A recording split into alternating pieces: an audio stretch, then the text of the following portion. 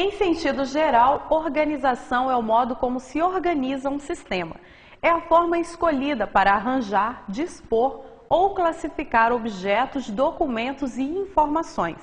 Na administração, organização tem dois sentidos: combinar esforços individuais, que têm por finalidade realizar propósitos coletivos, e o modo como foi estruturado, dividido e sequenciado o trabalho. Hoje, nós vamos falar dos programas que envolvem a organização e a segurança no ambiente empresarial com o empresário Hugo Leonardo. Tudo bem, Hugo? Tudo bem. Seja bem-vindo à nossa sala de visitas. Eu que agradeço até o apoio, que vocês têm dado aos empreendedores, tanto no Brasil, no Estado, como principalmente aqui em Nova Friburgo. Hugo, a gente hoje, na nossa entrevista com a Lívia, ela falou que a segurança no trabalho não necessariamente é ela quem implanta o programa 5S, que foi assunto da nossa matéria. Então, eu gostaria de falar um pouquinho desse assunto. Na verdade, a segurança do trabalho, ela vai muito na questão da normalização. Então, se não falha a memória, seria o Seiketsu dos 5S, a questão da normalização. Nós lidamos com normas, procedimentos que fazem com que o processo de trabalho, o processo de produção seja feito de um modo seguro. Para isso nós temos as normas regulamentadoras, eu trouxe um exemplar aqui das normas. Nós temos normas brasileiras, as NBRs, nós temos normas de higiene ocupacional, todas essas para poder facilitar o empresário a ter uma ideia de como proceder e fazer o seu produto com segurança, ou seja, fazendo com que o empregado não adoeça ou venha ter um acidente que venha trazer alguma lesão ou às vezes até a morte no ambiente de trabalho. Mas são muitas normas, algumas mais simples, porque o 5S, por exemplo, ele é um senso, como você disse, uma questão comportamental. Mas existem normas desde as mais simples até as mais complicadas, Certo. Partindo para essa parte mesmo das normas, hoje nós temos regulamentadas mesmo 33 normas. As normas técnicas, temos as normas temáticas e inclusive está a consulta pública de uma norma número 34, que vai envolver o trabalho no porto, a construção de navios, que está no mercado aquecido. Saiu agora um anexo da NR30 que envolve a parte do trabalho de petróleo e gás. Então nós temos que estar antenados nisso. Mas, em suma, a segurança do trabalho se vale muito da questão dos 5S, porque no ambiente, por exemplo, nosso ambiente aqui, ele só tem o que nós necessitamos para essa entrevista. Não tem nada que vá atrapalhar, não tem um fio espalhado no chão. Então, essa questão da ordenação, a questão do senso de utilizar o material, a norma mesmo e a autodisciplina. Porque não adianta nada, nós temos norma, nós temos várias situações e o empregado, o colaborador, não fazer uso daquilo.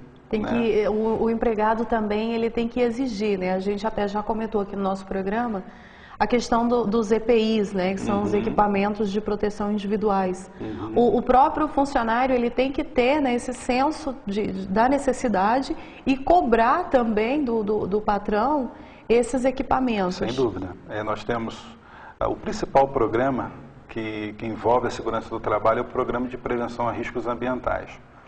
E através desse programa, outros se juntam. Por exemplo, o médico do trabalho, quando vai fazer o PCMSO, que é o Programa de Controle Médico de Saúde Ocupacional, ele vai se valer das informações que eu levantei, às vezes a questão de um ruído, até eu estou com um medidor de nível de pressão sonora aqui, que por enquanto está medindo o pico máximo de 74,9. E qual seria o valor máximo? Numa jornada, a norma de higiene ocupacional 01 da Fundacentro, ela vem falando que a partir de 80 decibéis, no ambiente, um ruído contínuo, eu tenho que começar já a ter um nível de ação.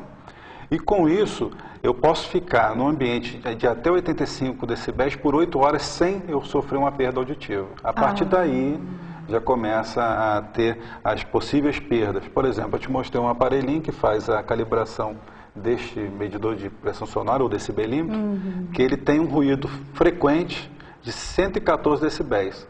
Um funcionário num ruído de 115 decibéis, em 7 minutos ele perde. Ele tem perda auditiva, um risco grave, né, iminente, ou seja, ele pode sofrer uma perda auditiva irreparável, isso não retorna, e só em 7 minutos. Então, a 85 decibéis, nós podemos ficar 8 horas, segundo até a própria NR15, também o anexo 1. E se chegarmos a 90 decibéis, só podemos ficar 4 horas. Então, o técnico de segurança ele também utiliza de alguns equipamentos para poder fazer, por exemplo, no ambiente de uma ferramentaria, ter uma ideia do ruído, fazer uma dosimetria no funcionário e saber se ele pode ficar sem o equipamento de proteção individual ou se ele tem que usar, senão ele vai ter uma perda. A gente ouve muito falar em EPI, mas o principal, o que antecede isso, é o EPC, Equipamento de Proteção Coletiva, ou seja, naquela máquina eu tenho que enclausurar aquele ruído. Então que, no caso, eu comentei com você antes da nossa entrevista, né? Poxa vida, mas numa ferramentaria, né? Como que vai fazer, além do equipamento de proteção individual, uma vez que o barulho, de fato, é muito grande, né? A própria norma, ela vem comentando que primeiro eu tenho que fazer a medida coletiva, ou seja, eu preciso enclausurar aquele ruído. Não sendo possível, eu faço uma medida administrativa, ou seja, eu faço rodízio de funcionários. Não sendo possível isso, aí sim eu aplico o equipamento de proteção individual adequado ao risco. Não adianta ter um risco com 92 decibéis e trazer um protetor que vá atenuar em torno de 5 ou 6 decibéis. Né? Eu ainda vou estar acima do limite necessário, então eu tenho que ter um ruído adequado. Para isso, o técnico de segurança ele orienta, o técnico de segurança, o engenheiro, os profissionais do que a gente chama do SESMIT, que é o Serviço Especializado de Engenharia de Segurança e Medicina do Trabalho. Médico do trabalho, engenheiro de segurança, o técnico de segurança, o enfermeiro do trabalho e o auxiliar de enfermagem. De acordo com o risco, de acordo com o risco, de acordo com o número de funcionários, você tem a obrigação de ter o profissional dentro da unidade. Esses processos, esses programas que são levados para a empresa, a gente pode trazer até para a nossa própria vida, né?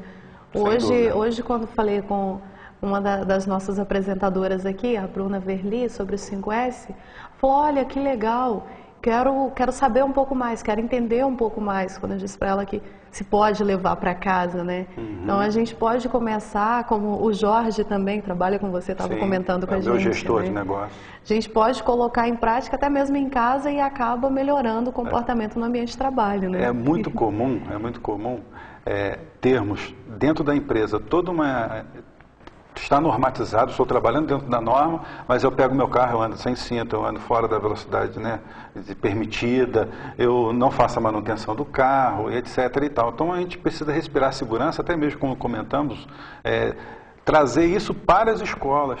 Porque nós somos treinados a viver perigosamente. Hoje em dia, quando a pessoa está ali trabalhando sem um cinto de segurança no andaime, não, eu sou o cara, eu sou corajoso, eu estou vivendo adrenalina pura, e não é por aí. Nós precisamos viver a segurança plenamente. A gente só de certa forma obedece a algumas normas quando sente no bolso. Também. Em uma situação eu estava vindo de ônibus, aí o motorista entrou, gente, coloque o cinto e tal. 4 horas depois trocou o motorista, né?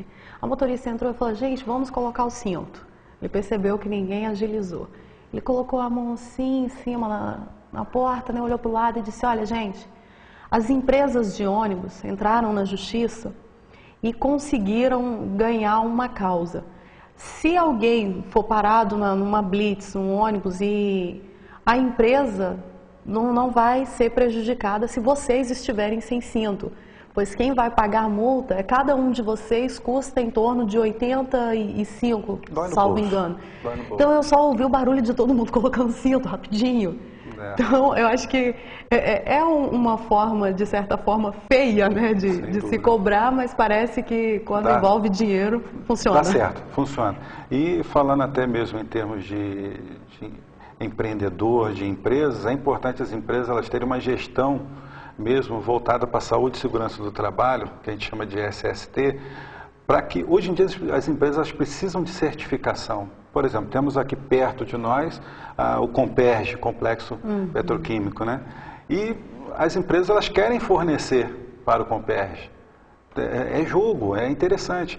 Então você quando você faz um cadastro para a Petrobras ela vai saber o que você faz em termos de segurança também.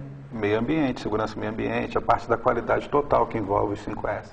Existe uma norma internacional que é chamada de OSHA 18000, em que ela fala da gestão e segurança do trabalho, integrando com meio ambiente, que é ISO 14000, e a qualidade total, que é ISO 9000. Então, quando você tem uma gestão de segurança eficaz, você consegue integrar isso, equilibrar de forma que você, quando se apresenta para fornecer para alguém, para uma estatal, para quem quer que seja, olha, eu sou certificado com a OSHA 18000.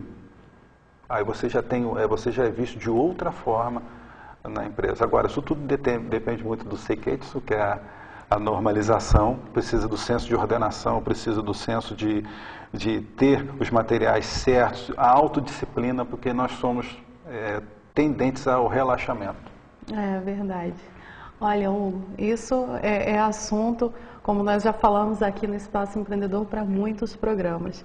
Eu gostaria de agradecer a sua presença aqui no nosso programa. Eu fico muito grato pela oportunidade de falar um pouco sobre a segurança do trabalho ao nosso telespectador. Obrigada.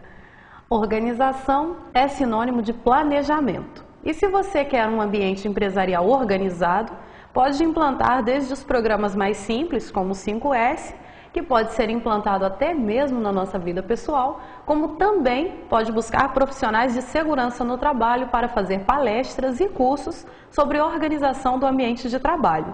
Acesse o nosso blog www.luautv.com.br/Espaço Empreendedor. Lá você encontra alguns links importantes de sites sobre segurança no trabalho. E no próximo bloco, um empreendedor que aposta na ousadia para colocar seus projetos em prática. E a gente tem um projeto em 2020 se tornar o maior fabricante de carrinho do país.